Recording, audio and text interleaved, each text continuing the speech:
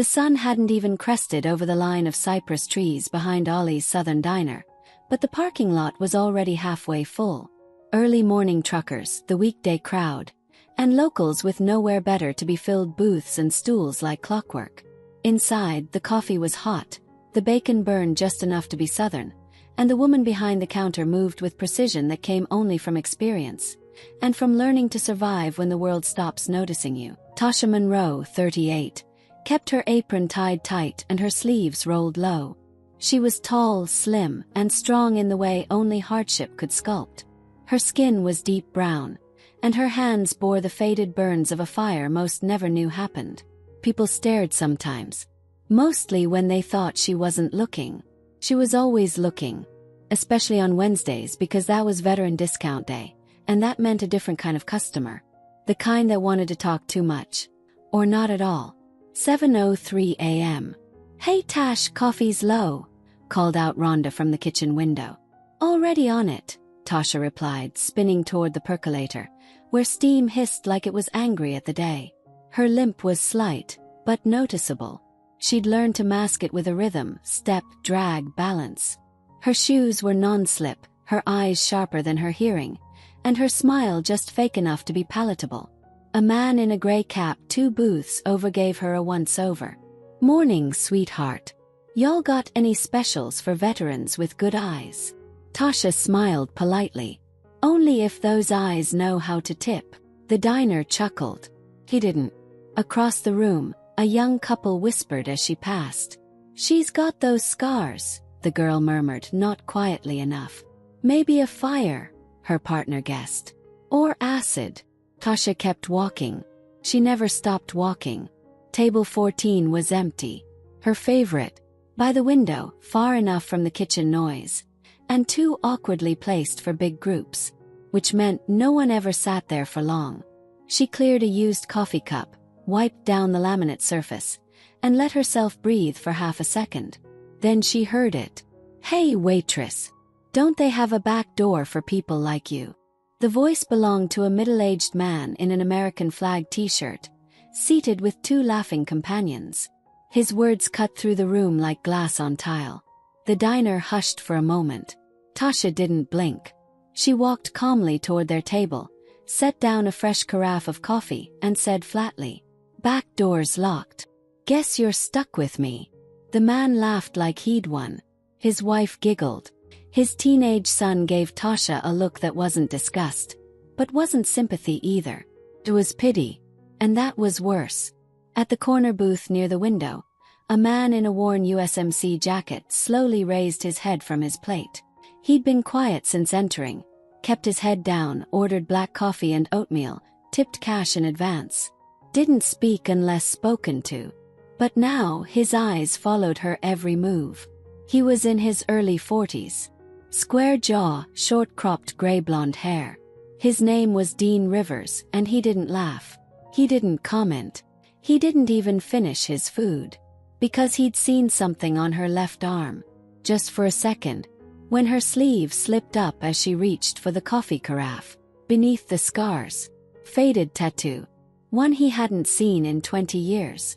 A winged phoenix, wrapped around a coiled medical symbol.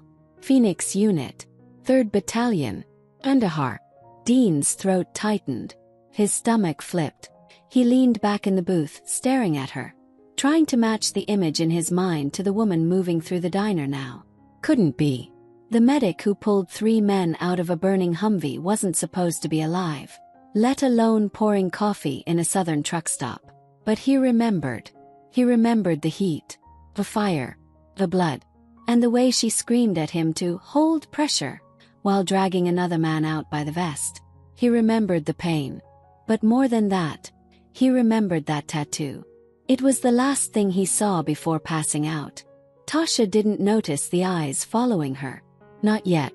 She was back behind the counter, reloading sugar dispensers and watching the second hand on the wall clock crawl toward 8 a.m. That's when the school bus crowd would show up, and she needed to be off the floor by then. Kids asked too many questions. She turned to grab the pitcher of orange juice, and froze, because he was standing at the counter now. The Marine, the quiet one from the corner booth. "Ma'am," he said gently. "I didn't mean to startle you." She blinked. "It's fine. Just wasn't expecting you up here." He looked at her arm, then back at her eyes. "You served?" Tensed. "No." He tilted his head. "That tattoo. Phoenix Medical Unit." Tasha's voice went low, flat. "Don't know what you're talking about." Dean took a slow breath. "Look, I served with Phoenix. Kandahar. 2003. We lost 3 men en route Firefall. I was one of the survivors." Silence. "I never saw your face," he said. "But I saw that tattoo. Just before I blacked out."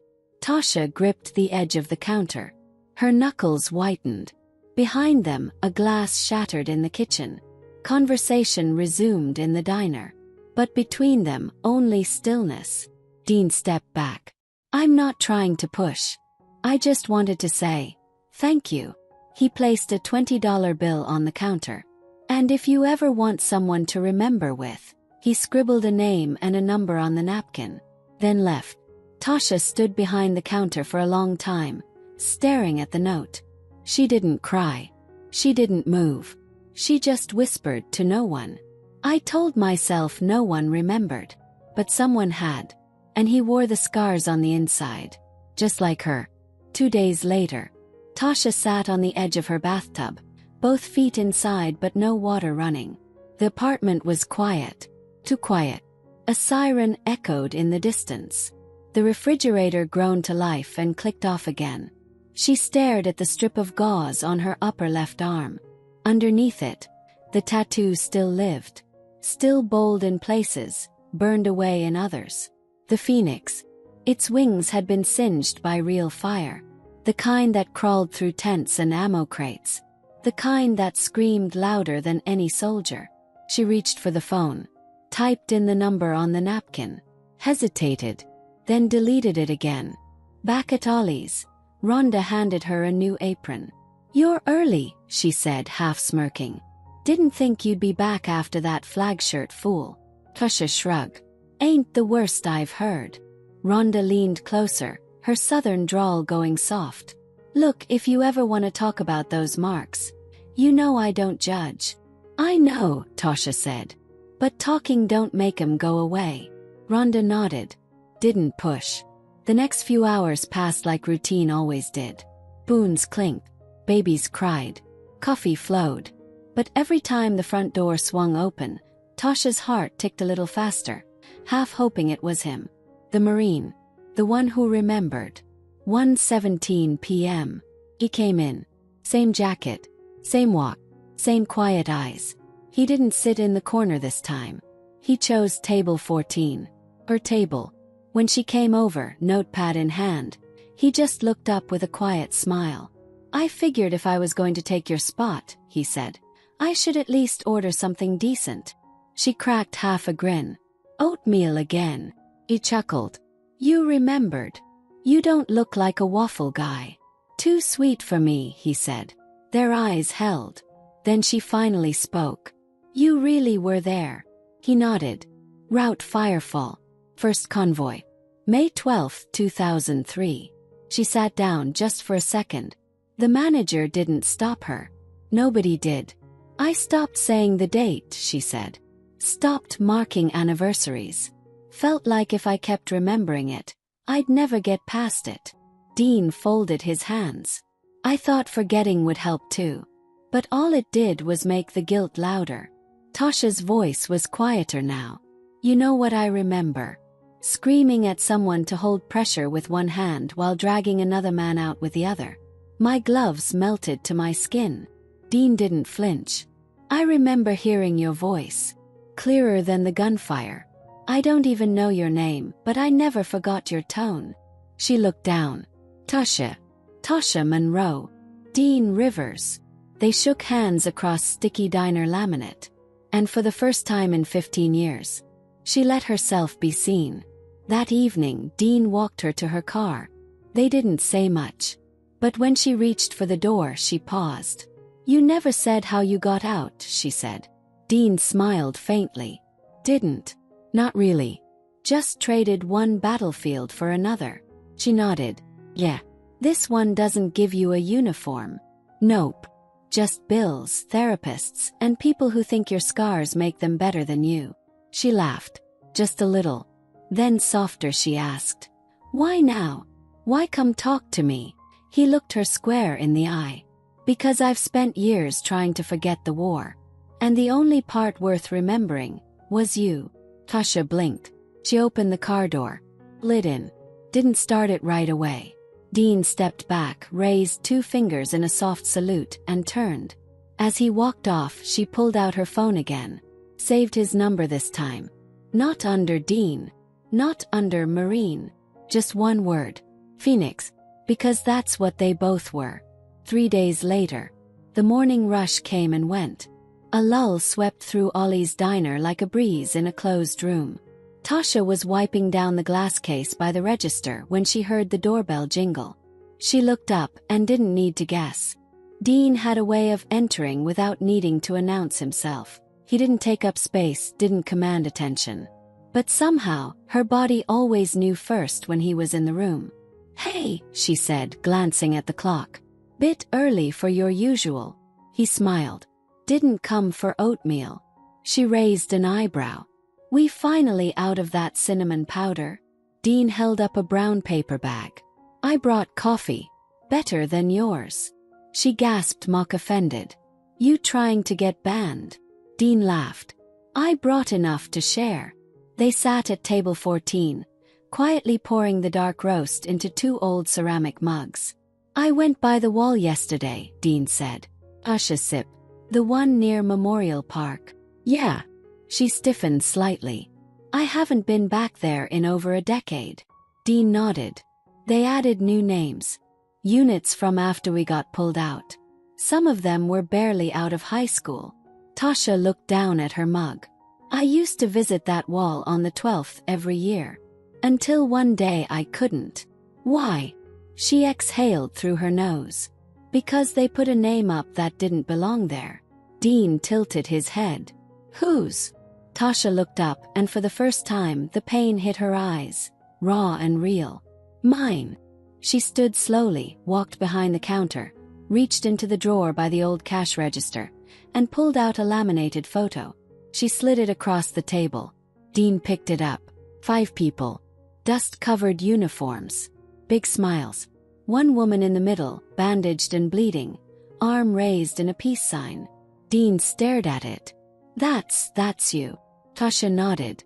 "I was listed as Kia, killed in action. Misreported." By the time the truth came through, the service had happened. The folded flag had already been delivered to my aunt's doorstep. Dean was stunned. "You're telling me everyone thought you were dead?" She smiled bitterly. "They gave my casket full honors. Problem was, it was empty." Dean leaned back in disbelief. "How does that happen?" Tasha replied quietly. "The tent caught fire. I was dragged out unconscious by a civilian translator. I didn't regain memory for days. They had no photo of me in the right uniform. Records had gaps. Field IDs burned. The medic chart was unreadable. And when they couldn't prove I lived, they decided I died." Rhonda, wiping her hands behind the counter, watched them from a distance. Something about Tasha's voice today felt different. Not guarded. Not bitter. Just exposed. Dean set the photo down gently. "So what did you do?" "I came home to a country that forgot me. My VA file didn't match. My benefits were frozen. No paperwork. No next of kin willing to vouch. Oh, I got a cleaning job. Then a night shift job. Then this." He exhaled hard. "Tasha." She held up a hand. "I'm not telling you for sympathy. I know. I'm telling you because I spent 10 years thinking the tattoo was all I had left of my name." Dean didn't respond right away. Then he pulled something from his jacket. A small notebook, faded and taped together. He flipped through the pages and landed on one that looked worn from touch. "Phoenix Unit, Firefall Evac, female voice, wing tattoo, medic confirmed." "It's from my field log," he said. "I didn't know your name, but I recorded the moment. I kept it." Tasha stared at the entry. Then at him. You wrote me down. You saved me. They didn't speak after that. They didn't need to. Some truths don't need discussion, just presence. That afternoon, two men entered the diner. Young, late 20s, 30s, loud energy. Dean turned slightly to glance at them. No threat, just noise. But Tasha's face changed. She recognized one of them. Hey! One called out. You still working here, burn girl?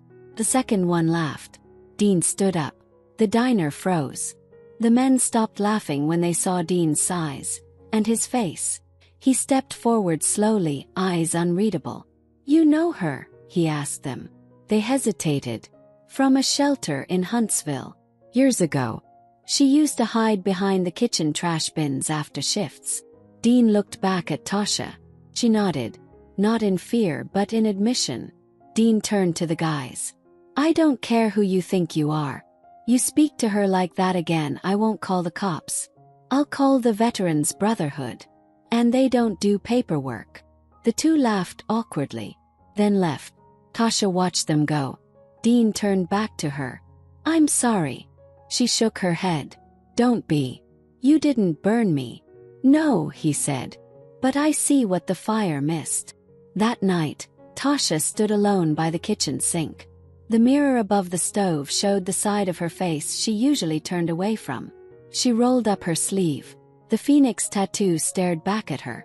He touched it, and for once didn't feel shame. She felt seen. 20 years earlier, Kandahar Province, Afghanistan, May 12, 2003. Dean Rivers was 22, barely 2 years into the Marine Corps, the youngest of 4 brothers, the only one to enlist, and the only one who thought war still sounded noble. Their convoy moved along Route Firefall, a dusty, unforgiving stretch of broken road through open desert and hostile territory. Dean was the radio op. He sat passenger side in the second Humvee. The sky was orange that morning. No birds, just heat and dread. We're green. Move out. The captain's voice crackled through the comms.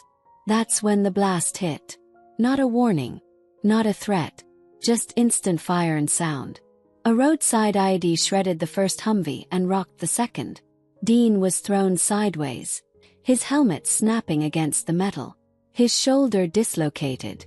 The world went red. He tried to crawl out, couldn't.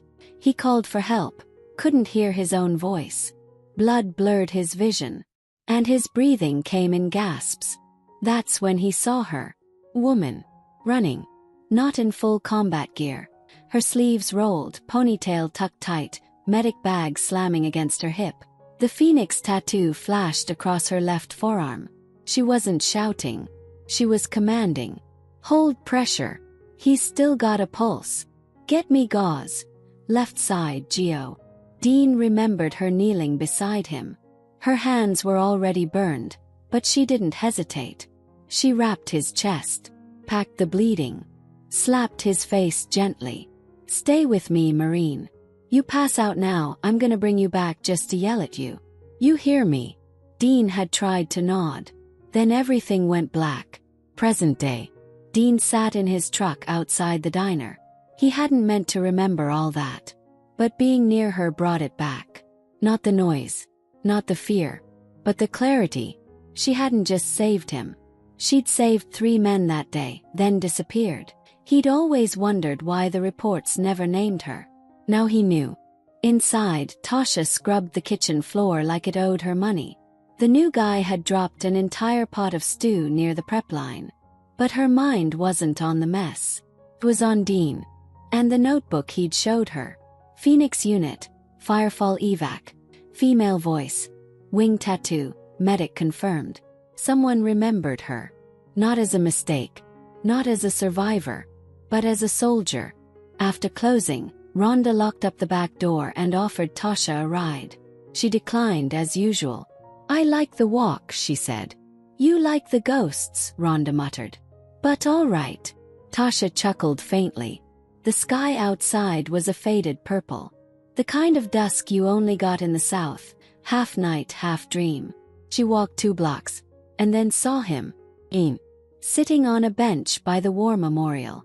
He didn't see her at first. She nearly walked past. But something pulled her. "You ever go back?" she asked, standing beside him. Dean looked up surprised, then smiled. "To Kandahar?" "No. To the memory," she clarified. He tapped his notebook. "Every day." She sat beside him. The silence wasn't awkward. It was reverent. Dean finally spoke. "My CO back then used to say, you only get two names in life, the one you're born with and the one they whisper after you're gone." Tasha turned to him. "Which one are you chasing?" He shook his head. "I'm done chasing. But maybe I'm ready to reclaim the one I earned." He looked at her carefully. "And you? You ever think of coming forward?" Tasha tensed. "To who?" "The VA. They buried me. Literally. There's a journalist in Nashville. She's been cataloging unsung servicewomen. You'd be the biggest story she ever wrote." She shook her head. "I'm not a story." Dean nodded. "But you're a hero.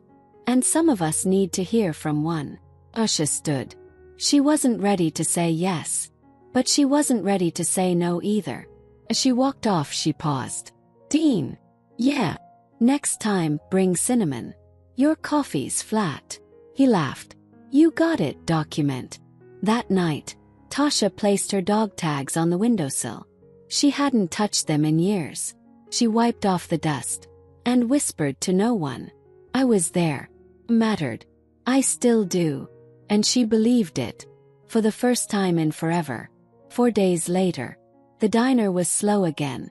Rain kept the regulars home, and the interstate was backed up from a wreck 2 exits down. Tasha stood behind the counter, polishing silverware that didn't need polishing, avoiding thoughts she didn't want to revisit. Then the phone rang. Landline.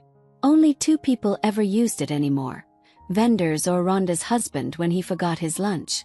She picked up. "Ollie's. You hungry or just bored?" The voice on the other end paused. "Is this Tasha Monroe?" Tasha frowned. "Who's asking?" "This is Carmen Lee, from American Valor Archives.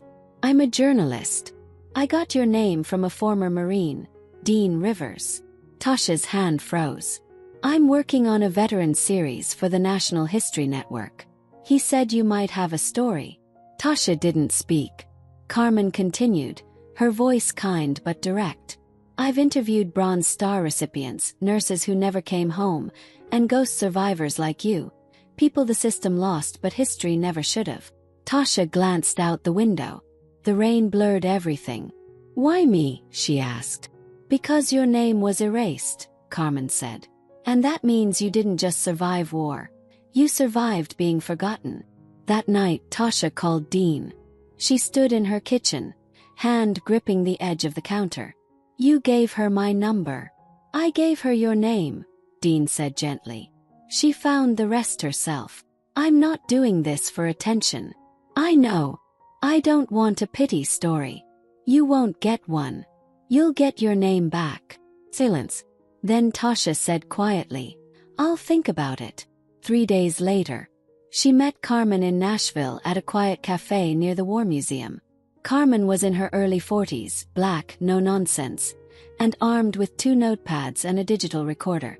They talked for 4 hours. Tasha told her everything. From the first fire she ran into during training, to the blast on Route Firefall, to waking up in a hospital with no name, no rank, and no record. She told her about being buried alive by paper. And Carmen never flinched. She just wrote, and recorded, and nodded like a woman carrying the truth on her back. 2 weeks later, the article dropped.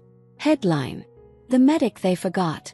How One Black Woman's Tattoo Became a Marine's Lifeline." The piece went viral in under 48 hours. At Ollie's, the phone rang non-stop. Reporters, veterans, activists, former Phoenix unit members. One even sent a photo of the fire-damaged field report with Tasha M. barely legible at the top corner. Dean returned to the diner that weekend. When he walked in, the regulars clapped. He looked confused, until he saw the laminated article pinned to the corkboard beside the register. Tasha stood beside it. Same apron, same quiet strength. But her sleeves were rolled up now. Tattoo visible. The scars bold. Dean smiled. Told you. Tasha rolled her eyes. You're enjoying this too much. Just enough. That afternoon, a man in a clean suit walked in. Mid-50s, silver hair, sharp eyes. He approached the counter. Ms. Monroe. Yes. I'm here on behalf of the Department of Veterans Affairs. We'd like to correct your records. Officially. Tasha blinked. The man slid a folder across the counter. Inside, her military ID. Corrected discharge papers. A notice of retroactive back pay and benefits. And at the bottom, formal invitation. We'd be honored if you spoke at the Memorial Day ceremony next month in Washington, D.C. Tasha's hand shook. She looked at Dean. He just nodded. Go tell the story they tried to bury. Because no one buries a phoenix. Washington, D.C. Memorial Day. The National Mall was flooded with flags. Rows of chairs stretched toward the World War II memorial, each seat holding a name, a story, or a silence that someone still carried. On the main stage, a wooden podium stood under a white canopy. Dozens of cameras pointed at it. A single mic waited. And behind the curtain, Tasha Monroe stood with shaking hands. She wore a charcoal suit dress. No sleeves. Her scarred arms and tattoo visible for the world to see. The program said, Special Keynote, Army Medic, Ret. Tasha Monroe, Firefall Survivor. It was the first time her name had ever been printed in a military ceremony brochure. The first time her rank had ever been acknowledged publicly. Dean stood in the front row. Pressed shirt. Marine pin on his chest. He watched her like a brother would. Proud. Steady. Will. Behind him sat families of fallen soldiers. Some were from Phoenix Unit. Some had never even heard of Firefall, until Carmen's article. Now they wore buttons with Tasha's face on them. The medic with fire in her blood. When Tasha stepped to the podium, the air changed. She looked out at the crowd, then at the veterans seated in the front. Some nodded, some saluted, most just waited. She took a breath and spoke. When I came home from the war, no one greeted me. There were no flags, no parades, no welcome signs, because on paper, I was already dead. The crowd was silent. My name was lost in a system that thought I didn't matter. My scars were proof of service. But all they saw was a woman too burned to fit their photo ops. He paused. But I wasn't the only one. There are thousands of us. Soldiers who didn't get the right goodbye. Medics who held hands as hearts stopped, then went home to jobs that paid minimum wage because no one believed they existed. You want to honor the fallen. Start with the ones still standing, who walk with ghosts no one else can see. Dean watched her speak, watched her voice grow, and for the first time since Kandahar, he saw her fire return. Not in her arms, in her eyes. The phoenix tattoo on my arm wasn't decoration. It was a promise that I would rise, even if I had to do it alone. But today I don't stand alone. Because today, someone remembered. She looked directly at Dean. And sometimes that's all it takes. The crowd rose. A standing ovation thundered across the field. Tasha stepped back from the mic, tears in her eyes. Dean met her at the stairs behind the stage. They didn't speak. They didn't need to. He simply opened his arms. And she stepped into them, finally not carrying it all herself. Later that afternoon, a little girl approached Tasha with her mother. The girl's arm had burned scars, fresh and pink. She looked up shyly and said, "My teacher said scars are ugly. But yours looked strong." Tasha knelt, reached out, and touched the girl's wrist gently. "You know what scars really are?" she asked. The girl shook her head. "They're proof we didn't quit." 2 weeks later, the Veterans Affairs building in Nashville had never seen so many press vans. Inside, rows of reporters filled the temporary conference room. At the front stood 3 people, a VA director, a congressional aide, and a journalist. And in the second row sat Tasha Monroe. No uniform, no badge, just a worn denim jacket and a nameplate in front of her that now said, Tasha Monroe, Army Medic, Firefall Survivor. Dean sat beside her, quiet as ever. The meeting began with a press statement. We are formally acknowledging the clerical mishandling of retired Army Medic Tasha Monroe's records. The oversight spanned more than 17 years. She is now officially restored to full service status and awarded all benefits, back pay, and honor she was owed. Flashbulbs popped. Tasha didn't blink. Then came the part she hadn't expected. Based on her story and the public response, we are launching Project Echo, an initiative to audit unresolved veteran status claims, starting with women and medics from Operation Enduring Freedom. Tasha turned to Dean, stunned. He whispered, You did this. She shook her head. No, we did. Back at the diner, business exploded. Customers from as far as Kentucky came in just to say hello. Veterans brought photos. Young girls brought letters. And on the wall near the coffee bar hung a new plaque. In honor of Army Medic Tasha Monroe. Phoenix Unit, Route Firefall, 2003. For the lives she saved, and the silence she shattered. That Friday morning, Dean entered with a folder under his arm. He looked nervous for the first time in weeks. Tasha poured his coffee without asking. What's that? She nodded to the folder. A job offer. She raised a brow. You quitting oatmeal. He smiled. Carmen forwarded me something. They're looking for veterans to speak at high schools. Trauma awareness. Desdi. Heroism that isn't just medals and flags. Tasha stirred sugar into a cup. You gonna do it? He hesitated. Not alone. Tasha froze. Wait, what? They want us both. She blinked. I'm not a speaker. He shrugged. You weren't a waitress either. But here we are. That night, Tasha went home and opened her closet. She pulled out her old medic uniform. The jacket was scorched along the cuffs. The name patch barely held on by a thread. She ran her fingers over it. Still smelled like sand and iron. She folded it carefully, then placed it beside the photo Dean had given her. Phoenix Unit, laughing, broken, proud. 2 weeks later, their first event was held at a high school gym in Chattanooga. Tasha stood on the stage as 100 teenagers filed in, chewing gum, whispering, scrolling their phones. She cleared her throat into the mic. Hi, I'm Tasha Monroe. And I used to think my scars meant I should stay quiet. But now I know. They mean I've got something to say. The room went silent, not because she demanded it, but because they heard the truth in her voice. After the session, a boy in the back approached. He looked about 16. Baggy hoodie. Burned scars on his right hand. He didn't say much. He just held up his sleeve, showing his own tattoo. A phoenix, drawn poorly but proudly. I got this after the fire, he said. My counselor said it was dumb. Said tattoos don't fix pain. Tasha looked him dead in the eye. They don't.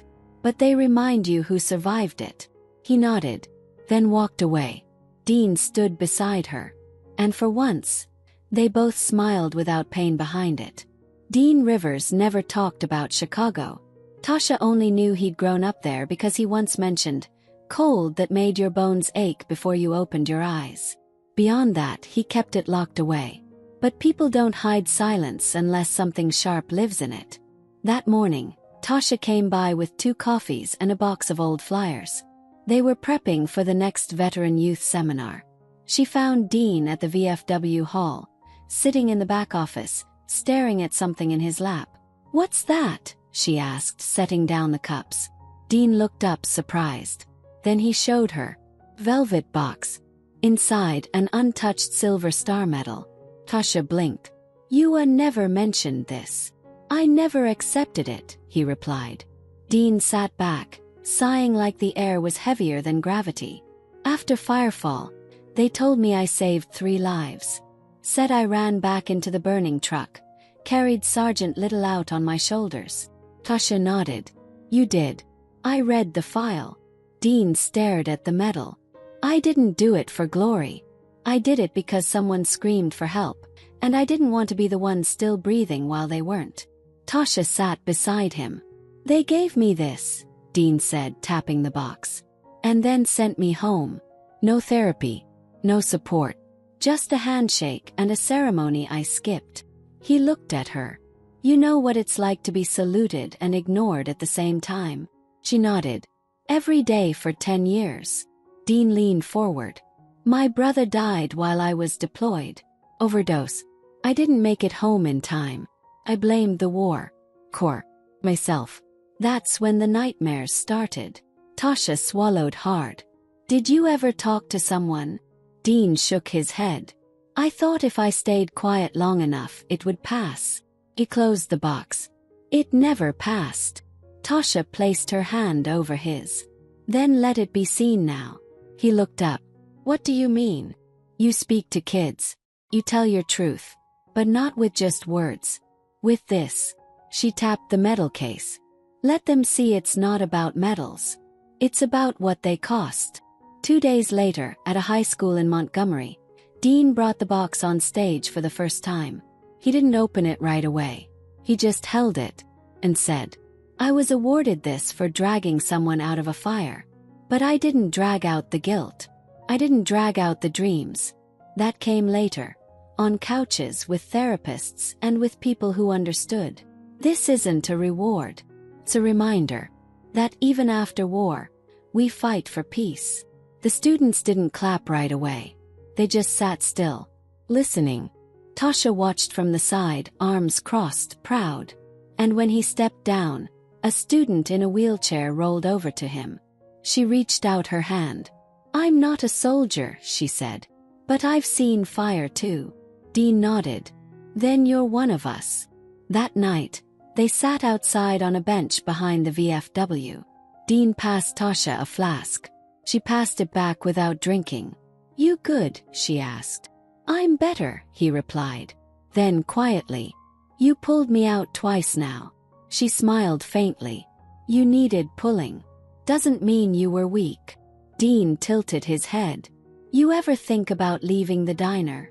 Tasha shrugged. Sometimes. You should. You got more stories in you than that register can handle. She looked at the stars overhead.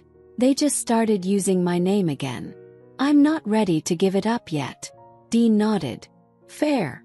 They sat there a long time. No flags. No cameras. Just two people who lived through fire. And were finally learning how to live after it. A month later, the story had reached national television. Clips of Tasha's Memorial Day speech aired on PBS, CNN, even local news stations in rural towns where combat medics were still just support staff in the minds of many. Her face, once avoided, pitted, or mocked, now became a symbol. A scarred soldier who rose from the forgotten pile. Not a politician. Not a hero by design. Just someone who told the truth, and didn't sit down when the world asked her to. Then the letter came. It arrived in a thick, tan envelope. No return address. Just her name typed cleanly in the center. Tasha opened it with cautious fingers. Inside were 2 sheets of paper, aged and folded once. And a small photograph, crumpled around the edges. She pulled it out and gasped. The photo was black and white. 4 women in fatigues. One of them had a buzz cut and arms like steel cables. Another wore aviators and held a combat helmet with graffiti written in Sharpie across the crown. We carry the broken. And in the middle, a tall, graceful woman with warm eyes and smooth skin. Her forearm bore the exact same tattoo Tasha had. A phoenix coiled around the caduceus. Tasha flipped the paper over. Scrawled in faded pen. To the next one who wears the fire. You are not the first. And you are never alone. Sergeant Geneva Hayes, class of 89-inch. Tasha's fingers trembled. Geneva Hayes. She remembered the name from an old Phoenix unit log Carmen had shown her once. But the records were incomplete. No discharge date. No obituary. No history. Just a single classified redaction. Now here she was. In a photo older than most of Tasha's staff. And someone had kept it. Protected it. And sent it when the time was right. Dean met her at the diner that evening. He showed him the photo. He stared for a long time. She wore it first, Tasha whispered. She carried it before I even enlisted. Dean set down his coffee. She wasn't the last, he said. You are. That night Carmen Lee called. Her voice shook. You'll want to sit down for this. Tasha listened. And by the end of the call, her legs gave out and she sank to the floor.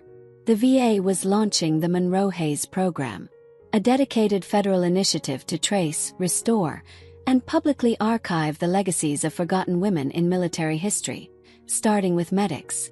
They'd found 6 so far, each with records missing, each with trauma unpaid, each with tattoos that didn't fade, even when their names were erased. Dean walked in to find her crying. She didn't try to hide it.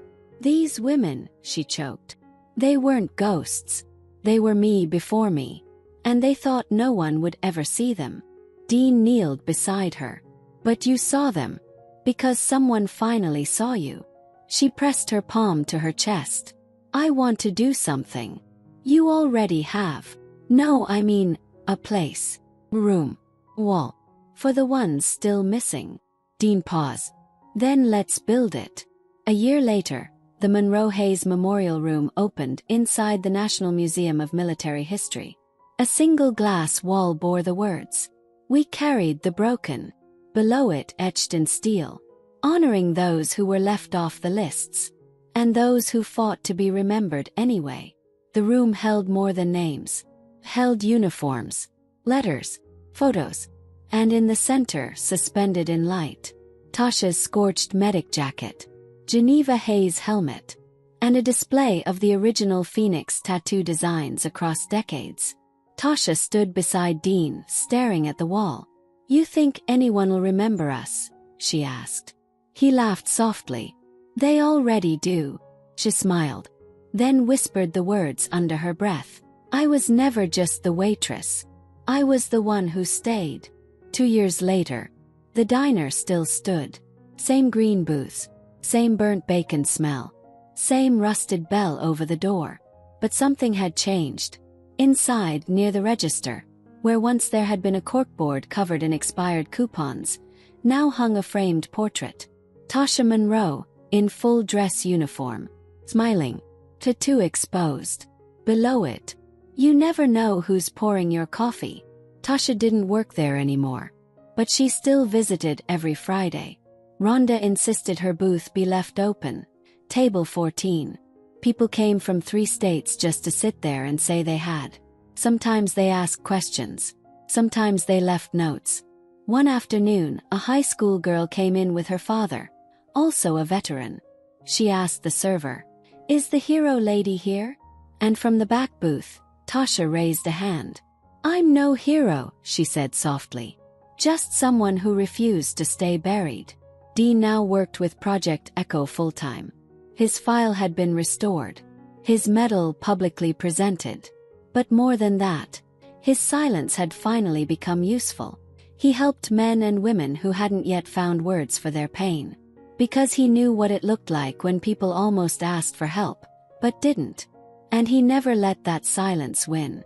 One morning, Tasha stood at the Monroe Hayes Memorial Wall, adjusting a display with gloved hands. A girl approached quietly. Maybe 20, maybe younger. Short-sleeved hoodie. Fresh scars not from fire but from life. She looked up at Tasha. "You're the one with the story, right?" Tasha smiled gently. "I'm one of many." The girl hesitated, then pointed to the tattoo design. "I'm thinking about getting it. The Phoenix. I want something to remind me. I'm not done yet." Tasha didn't speak. She reached into her bag, pulled out a patch, Phoenix unit colors, threaded at the edge, weathered from time. "Then carry this," she said, "until your own wings grow." The girl took it like it was glass, held it like it was fire. Later that night, Tasha sat on her front porch. No uniform, no cameras, just her. And for the first time in years, she let herself remember everything. The day they sent her home in silence. The nights she hid her arms from herself. The moment a quiet Marine said, "Thank you," and changed her life. She whispered into the air, I didn't do it alone. And I never will again. One last letter arrived that fall. It was handwritten, careful, and unsigned. Inside. Because of you I told the truth. Because of you I stayed one more day. Because of you I finally came home. Tasha read it twice, folded it slowly, placed it on the shelf next to her patch and her field journal, then looked out the window, at the world she had fought for, and smiled.